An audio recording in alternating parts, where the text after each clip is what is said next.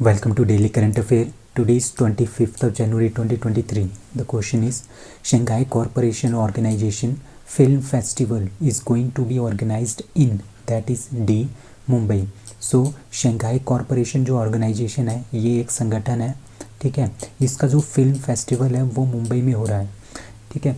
और यहाँ पे कितनी होगी 57 फिल्म्स तो हैं यहाँ पे दिखाई जाएंगी, ठीक है. The ICU film festival is being organised during the presidency of India, ठीक है. मतलब कि 2023 में जो प्रेसिडेंट है SCO का वो है इंडिया, ठीक है. G20 का प्रेसिडेंट भी इंडिया है 2023 के लिए, और SCO का प्रेसिडेंट भी इंडिया है, ठीक है.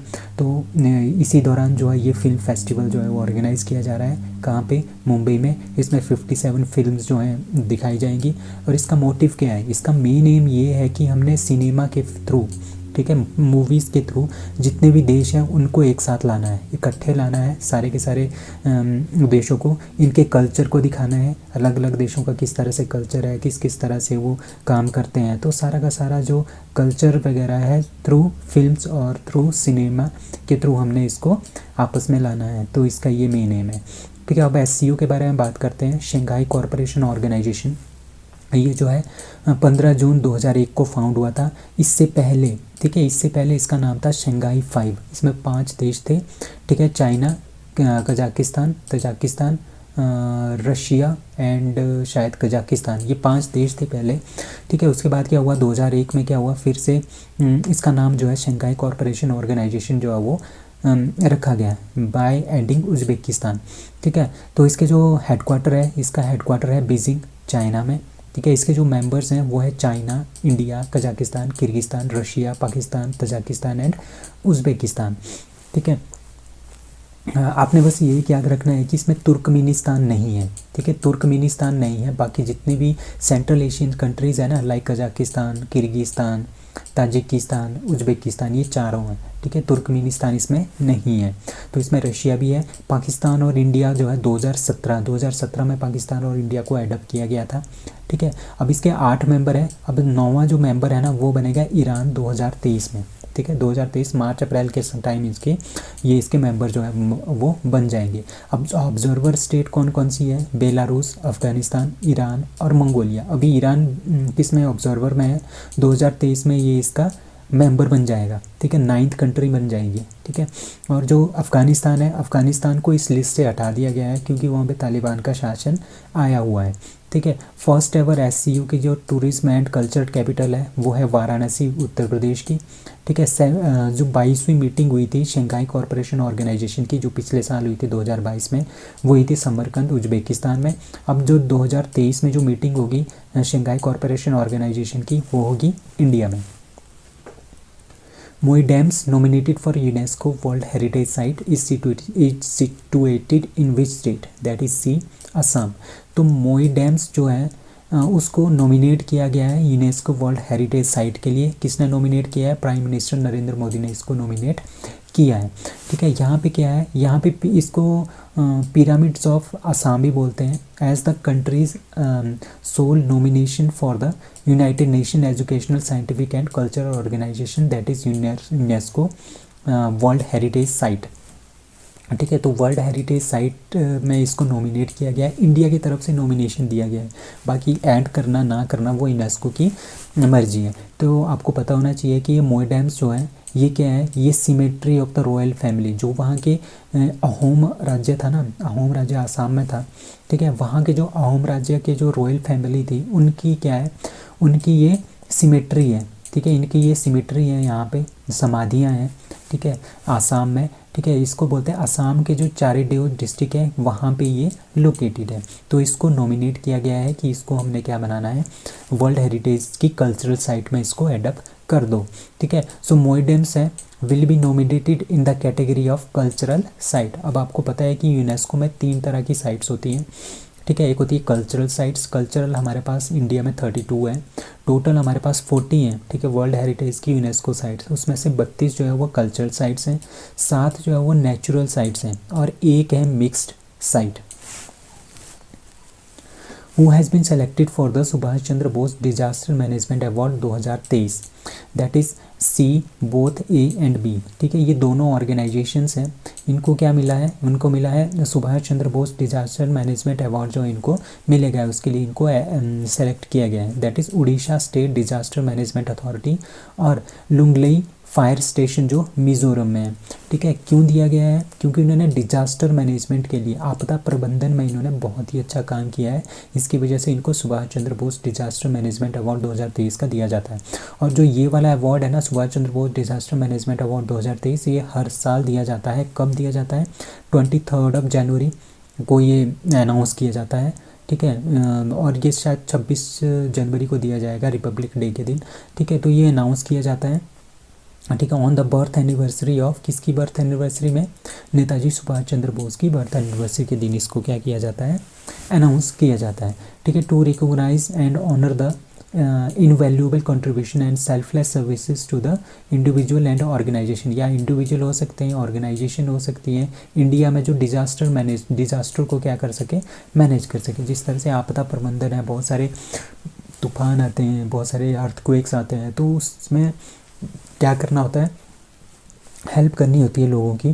ठीक है, जो सबसे अच्छी हेल्प करेगा या फिर बहुत सारे लोगों की जान बचाएगा, इस तरह के जो लोग हैं, इस तरह के जो ऑर्गेनाइजेशंस हैं, उनको क्या दिया जाता है, ये अवार्ड दिया जाता है। अब Orissa state disaster management authority जो है वो 1999 में बना था। क्यों बना था, क्योंकि उड़ीसा में क्या हुआ था, एक बहुत ही बड़ा साइक्लोन आया था, तूफान आया था, जिसकी वजह से बहुत सारे लोग मर गए थे। उसके बाद जो है इन्होंने ये बनाया था Orissa state disaster management authority 1999 में। और उसके बाद इन्होंने बहुत ही ज़्यादा काम किया है। इन्होंने बहुत सारे जो साइक्लोन्स हैं उनसे उनको क्या किया, उनसे लोगों को बचाया। दैट इज़ हुड 2014 में आया था, फनी जो 2019 में आया था, अम्फान 2020 में आया था, और जो उड़ीसा के फ्लड आए थे 2020 में, उसमें भी बहुत सारे लोगों को इन्होंने बचाया था। तो डिजास्टर मैनेजमेंट में इन्होंने बहुत ही अच्छा काम किया, इसके लिए इनको ये अवार्ड दिया जा रहा है। अब लुंगलोई फायर स्टेशन जो मिज़ोरम में है, उन्होंने क्या किया, वहाँ पे क्या हो रहा था, वहाँ पे एक जंगल है, वहाँ पे बहुत, मिज़ोरम में एक जंगल है, वहाँ पे बहुत ही ज़्यादा मैसिव फायर हो गई थी, मतलब कि आग लग गई थी जंगल में। ठीक है, अनइनहेबिटेड, मतलब कि वहाँ पे लोग नहीं रहते थे, तो वहाँ पे और सारी चीज़ें भी रहती हैं, एनिमल्स भी रहते हैं। तो उसकी वजह से क्या हुआ, उन्होंने वहाँ पे उसको बुझाने में बहुत ही अच्छा काम किया था 24 अप्रैल 2021 को, जिसकी वजह से भी इनको ये अवार्ड दिया जा रहा है। So PM Modi names 21 islands of Andaman and Nicobar after that is the परम चक्र अवॉर्डीज। जिन लोगों को क्या मिला है, जो हमारे पास सोल्जर्स हैं, जिनको क्या मिला है, परम वीर चक्र अवार्ड मिला है ना, उनके नाम पे हम जो 21 आइलैंड्स हैं अंडमान निकोबार के अंदर, ठीक है, अंडमान निकोबार के अंदर जो 21 आइलैंड है, उनके नाम जो है वो रखे गए हैं, किसके ऊपर, जिनको परम वीर चक्र अवार्ड जो है वो मिला है। ठीक है, कब बोला है ये, इन्होंने बोला है पराक्रम दिवस के दिन। और पराक्रम दिवस कब होता है, on the birth anniversary of Netaji Subhash Chandra Bose. ठीक है, 126th बर्थ एनिवर्सरी थी उनकी इस साल। ठीक है, PM मोदी ने बोला कि जो 21 जो अंडमान निकोबार के जो आइलैंड्स हैं, 21 आइलैंड, उनके नाम जो है वो रखे जाएंगे परमवीर चक्र अवॉर्डीज़ के नाम पे। और PM मोदी ने यहाँ पे एक अनवील किया है, एक model national memorial dedicated to the Netaji. ठीक है, एक नेशनल मेमोरियल भी इन्होंने जो है उसको लॉन्च किया है। कहाँ पे, जो कि बनाया जाएगा नेताजी सुभाष चंद्र बोस आइलैंड, जो कि अंडमान निकोबार में है। कुछ टाइम पहले 2018 में, ठीक है, जो रॉस आइलैंड है उसका नाम जो है चेंज करके क्या रख दिया गया था, नेताजी सुभाष चंद्र बोस आइलैंड। और वहाँ पे क्या बनाया जाएगा, national memorial dedicated to Netaji. अब जो परमवीर चक्र हैं किन किन को मिला है, वो है Manoj Somnath Sharma, Subedar and honorary captain lieutenant lance Naik Karam Singh, MM second lieutenant Rama Raghoba Rane, Naik Jadunath Singh, Havildar major Piru Singh, captain GS Salaria, Dhan Singh Thapa, Subedar Joginder Singh, Shaitan Singh, Abdul Hamid and colonel Ardeshir Burzorji Tarapore and lance Naik Albert Ekka. ठीक है, होशियार सिंह, अरुण खत्रेपाल। ठीक है, फ्लाइंग ऑफिसर जो निर्मलजीत सिंह है, उनको भी मिला था। Major Ramaswamy Parameswaran, Naib Subedar Vikram Batra, lieutenant Manoj Kumar Pandey, Subedar major Sanjay Kumar and Subedar major retired grenadier Yogendra Singh Yadav. तो इन सब के नाम पे जो है 21 जो आइलैंड्स हैं वो उनके नाम रख सकते हैं, रखे जाएंगे। ठीक है, आपने बस ये सारे नाम याद नहीं रखने, आपने वो नाम याद रखने हैं जो आपकी स्टेट से बिलोंग करते हैं। ठीक है, अब हम जानेंगे अंडमान निकोबार के बारे में। यहाँ पे 572 आइलैंड्स हैं, जिसमें से 37 में ही लोग रह सकते हैं। इसके जो हाईएस्ट पीक है वो है सिंडल पीक, यहाँ जैसे है। ठीक है, और जो इसकी सेकंड हाईएस्ट पीक है वो है नारकोडम आइलैंड। नारकोडम आइलैंड आपका यहाँ पे है। ठीक है, और ये डोरमेंट वोल्केनो है। डोरमेंट वोल्केनो मतलब कि पैसिव वोल्केनो है। किसी टाइम पे यहाँ पे वोल्केनो इरप्ट हुआ था, अब ये वोल्केनो जो है वो डेड वोल्केनो है, मतलब कि इरप्टेड नहीं है। ठीक है, जो बैरन आइलैंड है, ठीक है, बैरन आइलैंड आप यहाँ पे देख लो, ये बैरन आइलैंड है। ये है हमारे पास एक्टिव वोल्केनो, इंडिया का भी एकमात्र इंडिया का एक्टिव वोल्केनो, और साउथ ईस्ट एशिया का एकमात्र एक्टिव वोल्केनो ये है बैरन आइलैंड। Very very important. और जो सबसे बिगेस्ट आइलैंड है ना वो है मिडल आइलैंड। ठीक है, मिडल अंडमान। ठीक है, जो ये मिडल अंडमान है ये सबसे बड़ा आइलैंड है। कहाँ का? अंडमान निकोबार का, अंडमान और निकोबार दोनों का। ठीक है, कैपिटल कहाँ पे इनकी? कैपिटल है साउथ अंडमान में, that is port Blair. So port Blair कहाँ पे? ये देखो साउथ अंडमान है। ठीक है, पोर्ट ब्लेयर है। ठीक है, इसमें 3 पार्ट है, देखो नॉर्थन आइलैंड, नॉर्दर्न अंडमान, दूसरा है मिडल अंडमान, और तीसरा क्या है हमारे पास? साउथ का अंडमान। ठीक है, और जो फोर्थ है दैट इज़ लिटिल अंडमान। ठीक है, जो साउथ अंडमान और जो लिटिल अंडमान है ना, that they are separated by the 11 degree channel, और इसको बोलते हैं डंकन पासेज। ठीक है, तो आपने ये याद रखना है। अब हमारे पास यहाँ पे 3 आइलैंड्स थे। रॉस आइलैंड, ठीक है, जो रॉस आइलैंड है ना उसको क्या बोल रहे हैं? उसको बोलते हैं नेताजी सुभाष चंद्र बोस। ठीक है, नेताजी सुभाष चंद्र बोस आइलैंड। ठीक है, रॉस आइलैंड का नाम रखा है ये। ठीक है, हैवलॉक आइलैंड का नाम रखा था स्वराज द्वीप।